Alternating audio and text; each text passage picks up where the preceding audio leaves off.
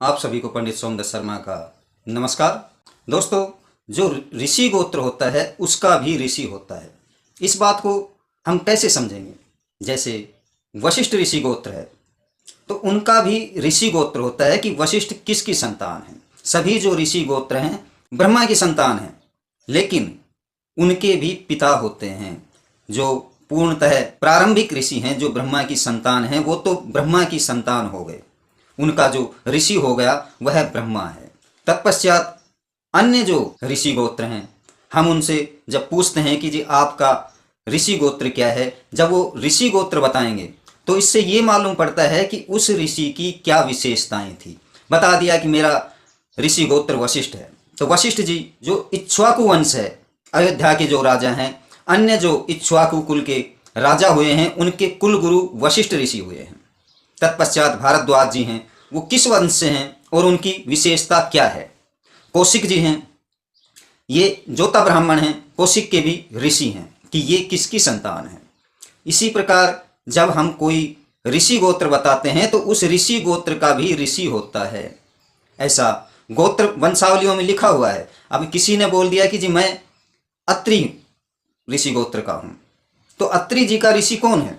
सीधा निकल कर आएगा कि ब्रह्मा की संतान है। और जब उनसे लास्ट ये पूछा जाता है कि जी आपका गोत्र क्या है, ऋषि गोत्र बताइए, तो बोलेंगे अत्रि गोत्र का हूँ। आपके गोत्र के ऋषि कौन है?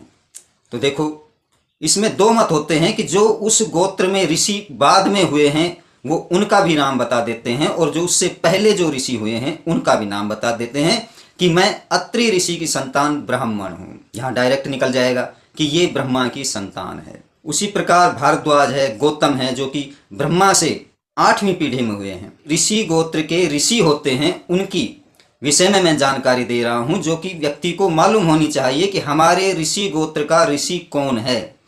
या तो प्रारंभिक का ज्ञान होना चाहिए या फिर जो उस ऋषि गोत्र में ऋषि आगे चलकर हुए हैं उनका ज्ञान होना चाहिए। इससे जो हमें मालूम पड़ता है, हमारे जो व्यक्ति है कि जी मेरा ऋषि गोत्र सांडिल्य है।